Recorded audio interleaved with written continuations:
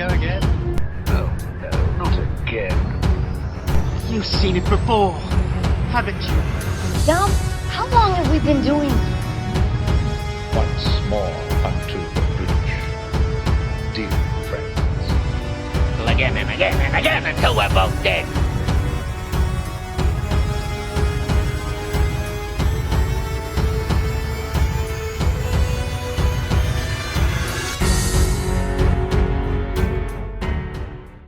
Hello and welcome to You've Seen It Before, movie reviews, connection in mind. Black Widow is the next Marvel Cinematic Universe film, the first theatrical release from Marvel since the end of 2019, and it stars once again Scarlett Johansson as Natasha Romanoff / Black Widow, alongside Florence Pugh, Rachel Weisz, and David Harbour, and it's directed by Kate Shortland, and this film takes place immediately after the events of Captain America Civil War, in which we find Natasha is on the run being hunted down by the UN, and a blast from her past comes back to drag her back into a conspiracy that involves various people from her past that she thought she had dealt with, as well as a foe that she thought she dealt with long ago, but her past now come back to haunt her. Now, this video review will contain spoilers of Black Widow, but I'll be doing those at the end. I'll be doing my spoiler-free thoughts first up, but just so you know, there will be spoilers later on in the review. But with that being said, let's get into some spoiler-free thoughts on Black Widow. Is it a good Marvel movie? Is it worth seeing in the theaters? Is it even worth paying the $30 for premiere access on Disney Plus, if you felt like that? I would say this is definitely, and pretty much any Marvel movie is worth seeing these days. And just like most Marvel movies, this is definitely worth seeing in a theater with an audience. I was fortunate enough to be able to go to it, had a relatively decent audience given what the restrictions are still in place, and it was still fun to just see these things on the big screen, laugh along with people with the quips, and just appreciate the spectacle of it all. And there is spectacle to be had in this film. However, I think this film's main strengths lie in its character work, and really this is a fitting send-off for Scarlett Johansson as Natasha Romanoff, because if you haven't seen Avengers Endgame yet, this is a mild spoiler, but spoilers, she's dead. So this is why this is a prequel set movie, and she has this really just diving into the past that we've been hinted at through various Marvel films up until this point, but we never got to a deep dive into Natasha's past up until now. And really, you could see that as kind of a shame that this film didn't come out like immediately after Civil War, and we could have had this events, you know, in linear time and give us the solo movie that we've been asking for all these years. Come on, Marvel, what were you doing? But now that we actually do have it, it really does feel like a send-off that is really worth it, because really Scarlett Johansson does a really amazing job in this movie. But really, more than that, her adopted family does almost an even better job in this role. Florence Pugh plays Yelena, a fellow Black Widow, but also Natasha's, for all intents and purposes, younger sister. And there's a lot of great emotional scenes between Yelena and Natasha, and they're so great together. And I feel like they're really kind of hinting that Yelena will become the future, take up the mantle of Black Widow in future Marvel films, and I would not be opposed to that at all. She did a really great job. I mean, as far as other character work, really the core foursome are Scarlett Johansson and Florence Pugh, but also David Harbour as Alexei / the Red Guardian.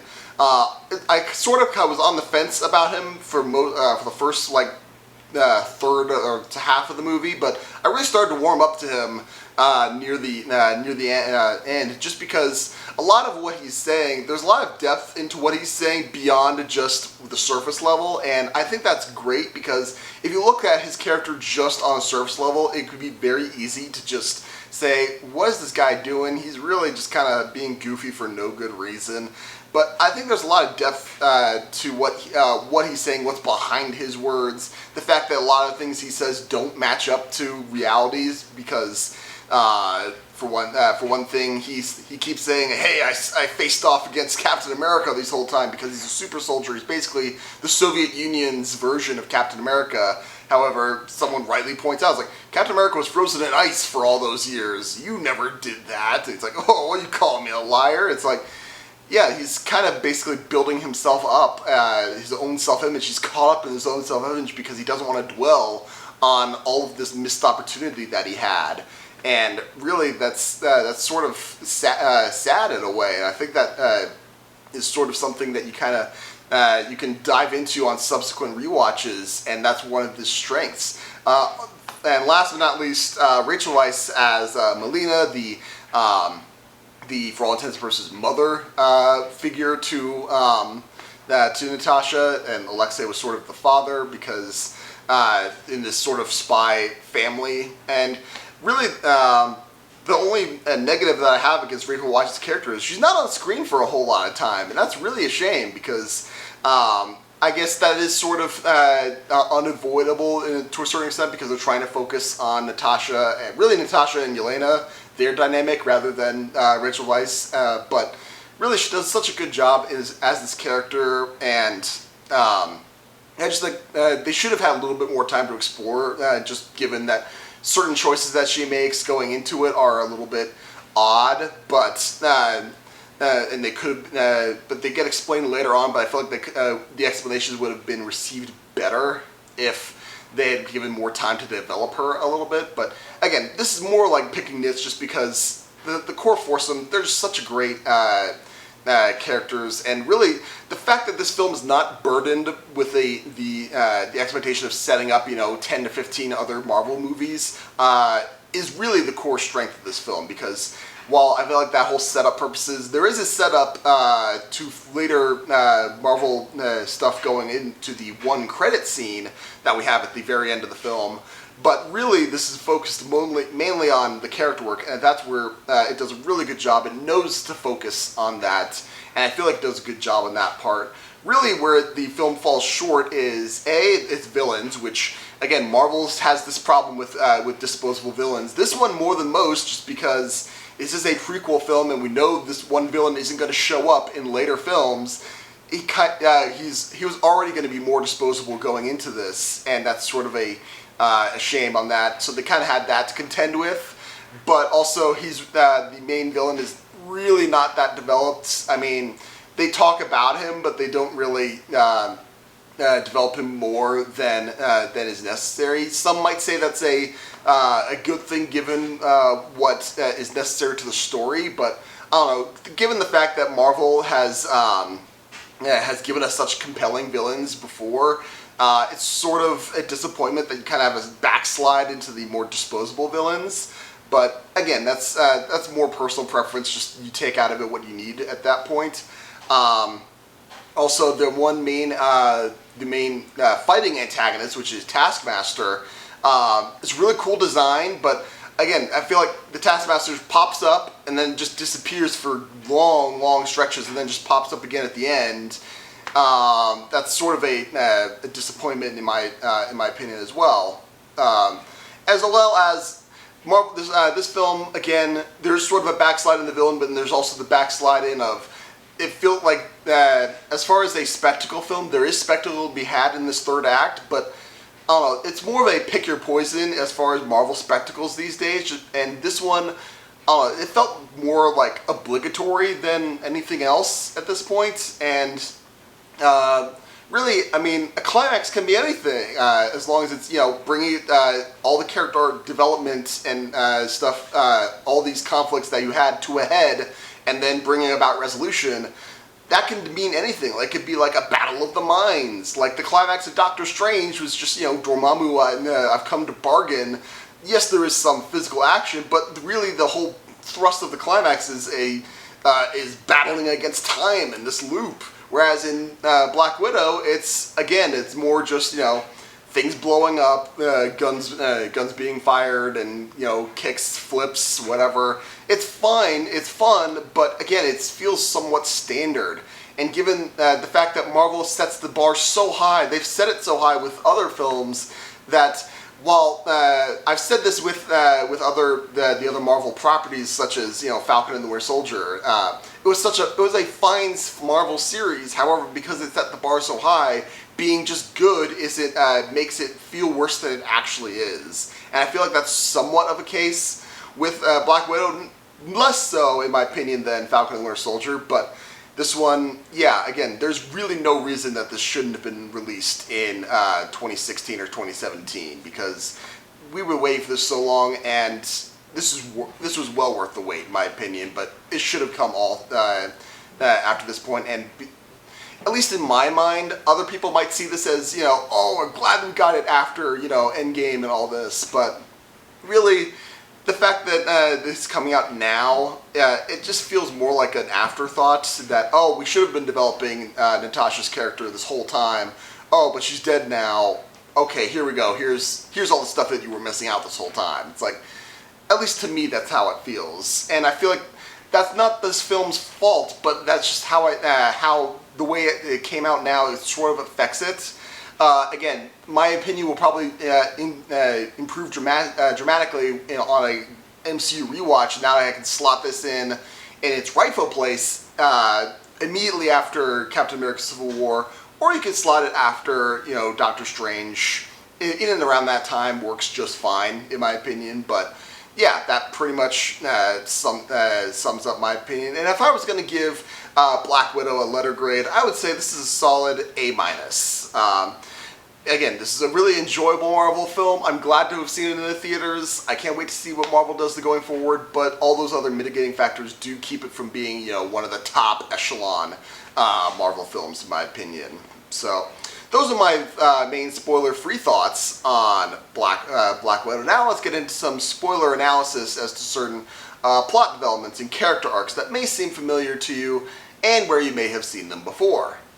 Now, as far as just the general plot, Marvel has a habit of borrowing from itself as to various tropes and plot points, which is not an uncommon thing with big franchises. But this one especially, I was getting a serious X2 X-Men United vibe off of the main plot of this film, namely the fact that the main mission of our hero is to go after the man who created our hero.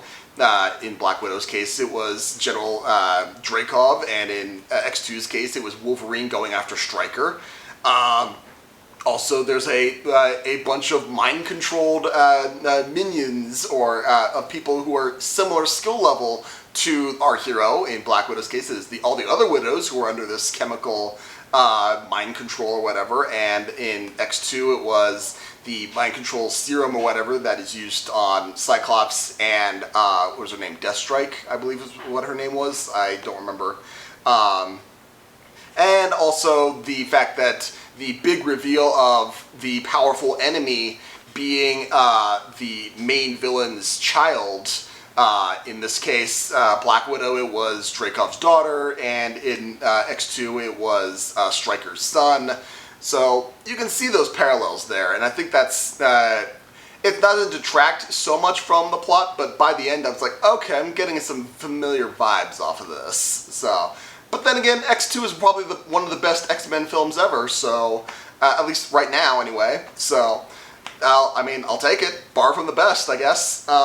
And finally, the other parallel that I saw was, and again, this is probably one of the more weakest elements of Black Widow, because when the family gets captured and taken to the Red Room, and then it feels like, oh, the villain's he's in charge, but then it's like, oh, hey, no, you're not, because then they do the flashback, it's like, of Natasha and Melina talking over the plan and trying to, it's like, oh no, alright, so I'm going to do this, and this is what's going to happen, alright, we're going to switch places, and there's the pheromone scent, you're going to have to break the nerve or whatever, and I feel like that's very much sort of an Ocean's 11 vibe, but more specifically an Ocean's 12 vibe, because that movie's flashback really relies on the fact that, oh, everyone got caught, it's over, but no, that was actually part of our plan to begin with, and all this stuff was happening in the end.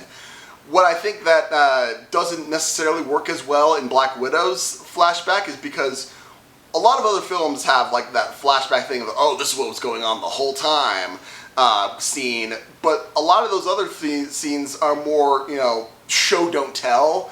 I think that was big with the Ocean's movies, but this one, it's really just Melina and Natasha in a closet discussing the plan, and that's it. It's really more tell don't show, and that's really kind of a disservice, I think. I feel like, I don't know how else you might have done that given the context of the movie, but in my mind, I feel like that sort of trope, it could have been better. That's my main criticism of that. So, other than that, I'm sure there are other comparisons to be made through this, but what did you think of Black Widow? Did you like it? Did you not like it? Again, about my analysis, do you agree, disagree? Did I miss anything? Let me know in the comments down below. Thank you so much for watching. I appreciate whatever audience I can get. Be sure to look for my series review of Loki once the final episode drops this week, as well as my next movie review, which will be for The Suicide Squad, which I believe comes out August 6th. Be sure to look for that, and if you liked this video or any other video on my channel, please give me a like, share, and especially a subscribe. I very much appreciate it. Thank you so much for watching. You guys are the best, but just remember, there is nothing new under the sun, and yes, you have seen it before.